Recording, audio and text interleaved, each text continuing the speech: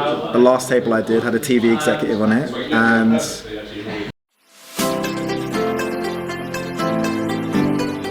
hello and welcome to another interview. Today I have someone very special. This is Troy. wow, that's me.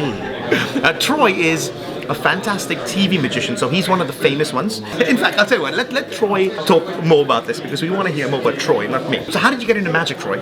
How did I get into magic? I saw a magician that we know today as David Blaine. Okay. I saw him when I was 12 Okay. on TV, and I was just mesmerized because, first of all, the reactions he was getting was just like, we've never seen magic film like that before. Yeah. So for everyone, it was just like, whoa, who is this guy? What is he doing? But I was just, magicians that I've seen on TV before him was like Paul Daniels, David Copperfield, and as great as they are, I just never sort of pictured myself being in that space. Yeah. Until I saw David Blaine, Right. so the guy, my complexion, cool. dark Yeah. features. Oh, yeah. So I kind of felt represented, and I was like, Yes. oh, there's a guy kind of looks like me that does it. So I was, Yeah, I didn't realize that. Yeah. Yeah. Is he, so wait, David Blaine's mixed race. Or is he, I think so. I don't know where he's from actually. I think he's Puerto Rican Russian. Is he? If I read his book correctly, that's Okay. what he's mixed with. I just felt represented in that way. Yeah, that's true. And plus, you're cool. Everything about you's so cool with the thank you. tattoos. You've got a cool look. I think when you came on TV, this was 2000 and what's it? What? 14. 14. Yeah. And that's when you came. And everyone's like, "Wow, this next kid." I mean, you're a kid. I mean, Yeah, how old are you I now? was 24 at the time. 31 now. Oh, wow. So 24. When I'm you a big man now. Well, 24. I think you were not as muscular as you are now. Probably slimmer. Well, was it? my metabolism's slowing down. Right. I mean, no, but a now lot you're more. pumped up though. Yeah, do you know what? I just always want my t-shirts to look good. That's Good. what it is. That's the only reason. And that's important. I think that's important.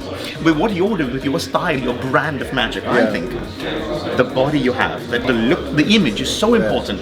No, I mean, I think everyone has an idea of what, but when you say magician, they have an idea already in their head what a magician looks like. Right. So I'd love to use the platform that I have to really sort of change the perception of what a magician is, of what magic is and what it can be, and sort of push the envelope and just try and give something, just give people a different flavor. Exactly. So, how many TV specials have you done? I know you have a lot. You have one coming out now. Well, I had two. I had the Troy series, and I did 2 series of those.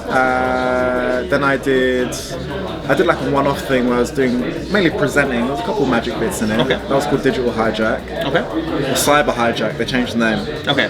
And then I did a special called The High Wire. Oh yeah.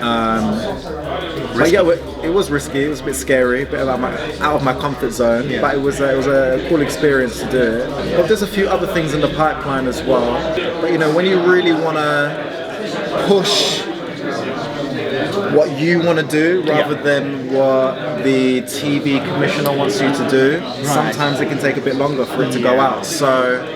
And there's also a bit of self-discovery that you have to do, and finding your own lane and finding your voice, and that takes a bit of time, and it takes a lot of performances to get to that point. So after I finished a lot of my TV stuff, I sort of just came out of it and just really tried to figure out what it is that I want to do.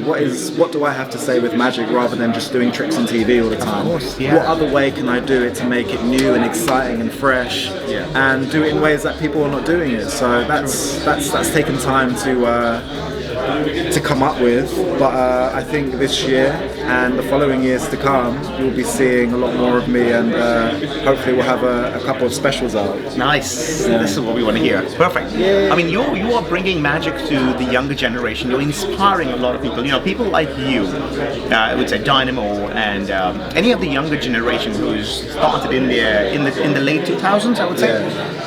This is what's inspiring, because I don't think we've had so many magicians ever in the past as what we have now. Yeah. And maybe we've it's got a because lot of of platforms YouTube as well now to expose magicians. Yeah. I mean, not expose them, but like we've got Instagram, we've got TikTok now, we've got YouTube. Exactly. So Magic Sings, which I just interviewed Magic Sing a few videos ago. Yeah, you're killing and it. he's doing so well on TikTok and that sort of thing. So he was like one of the first people that I saw use TikTok. Yeah.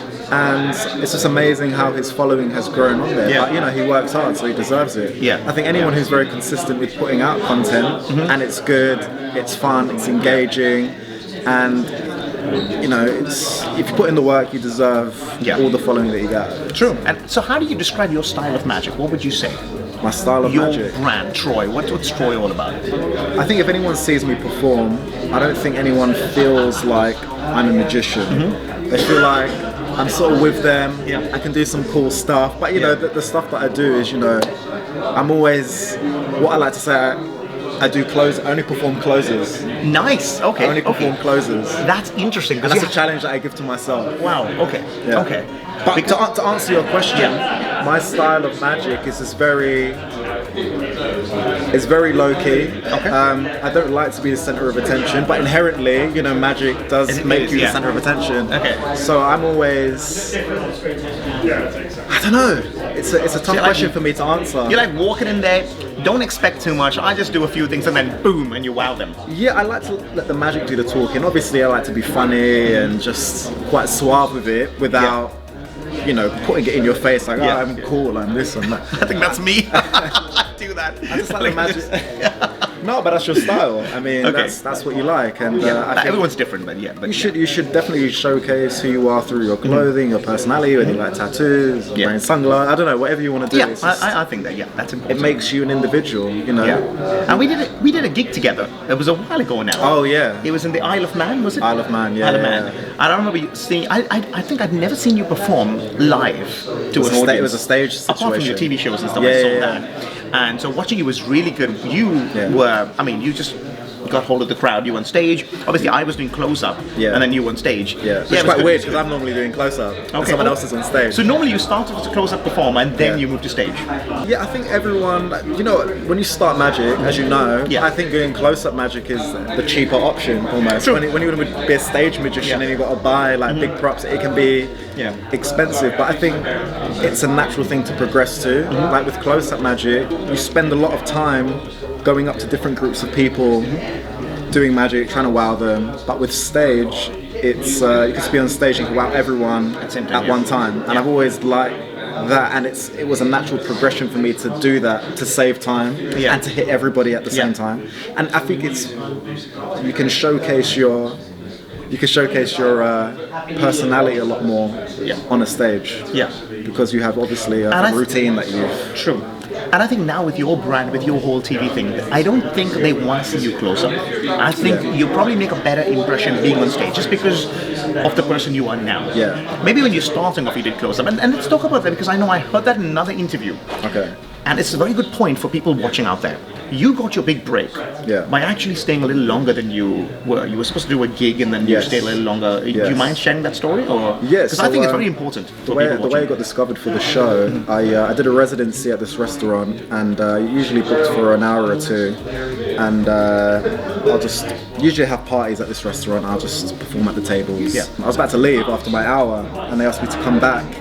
And they weren't going to pay me for the extra bit, but they just wanted me to cover a few more tables and just to have a bit more entertainment. I was like, all right, cool, I'll do it. Yeah. I was actually going to miss my train, which was it's about an hour and a half to get back home. And that was my last train, so I'd have to take a cab. It was going to be 50 quid, but I was hoping I might make a tip or... Yeah. But you just never know. I've always been ready to perform when needed to be.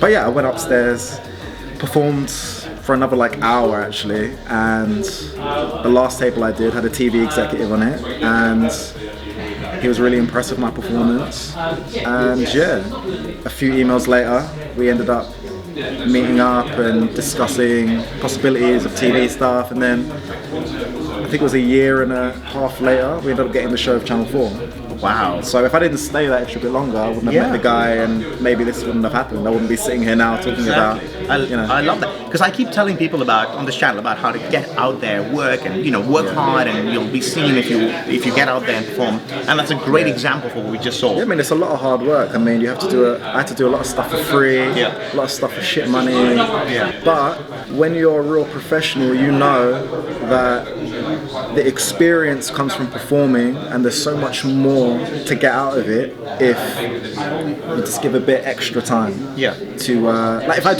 do a corporate show now and they book me for an hour, I might do an hour and a half. Right. Just because I'm a people pleaser. Yeah.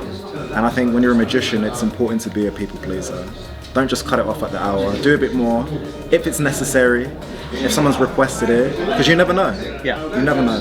That's great. Actually, you just answered my last question. So, because I was going to ask you, what advice do you have for the younger magicians if you want to try and become the next Troy, I guess? You just answered that question indirectly, right? Yeah, I mean, that's one thing, but if anyone wants to be the next big magician, I mean, it's always hard to say if you're going to be the next big magician because it's pot luck sometimes, you know? It's who you meet, it's right place, right time. Yeah. Or if you have something incredibly different about you and it's never been seen before, I don't know. You just need to figure out who you are as a person, how that translates to you being a performer, and just trying to find the balance between the two, I think. Obviously, being excellent at your craft and just making the most of the opportunities that are readily available to you. Instagram, TikTok, YouTube. It's so much easier to be seen now, but you have to be different to stand out from what everyone's doing. Everyone's just putting magic tricks on Instagram. Yeah. And it's getting lost, in my opinion. I think a lot of people will be amazed by the trick, but they don't normally remember the magician. Yes. Oh, did you see that video of he just did this trick? The magician rarely stands out. Right. So it's just finding new creative ways to present magic. And I feel like if you think outside of the box and come up with those ways, I think that's the right sort of steps to make to getting noticed. That is a great answer. Perfect. Yeah. I mean, thank you for doing this little interview with me. It's all good. All good. Thank you very much. My pleasure. So thank you for watching this, and if you do enjoy this, please give us a like and a comment. And subscribe! And subscribe to the channel, yeah. I also want to thank Pierre, because Pierre's actually filming behind the scenes, so thank you, Pierre, for this. And I'll see you guys in the next video. Bye-bye. So if I was I can delete this out if you want. We can delete this bit out. Let's start again. However you want to, but come a little closer, so you're all like, yeah, that's good. That's good. Okay. Let's do a little thumbnail poser. So how do we pose a thumbnail like this, or how do you want to do it? Yeah, like this.